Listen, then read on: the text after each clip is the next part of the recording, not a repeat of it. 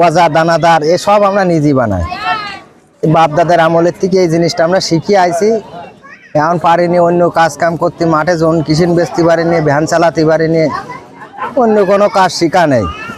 এখন এই করি খাই, এই তাই এতে আর পেট চলতেছে না। এখন জিনিসপাতির গেছে দাম বাড়িয়ে সব বেচা কেনাই নেই। এখন এই শিখেছি, এখন এই ছাড়া তো আর অন্য পথ আমার জ্ঞান নেই। এইটাই করি খাইতে হবে। ছেলেপিলের আপনার যারা আছে তারা কি এই করতে ইচ্ছে করতেছে না, ছেলেপিলেরা এই সমস্ত করবে না। তারা অন্য লাইন ঘাটে অন্য কাজ কাম ব্যস্ত, এসব আর করবে না।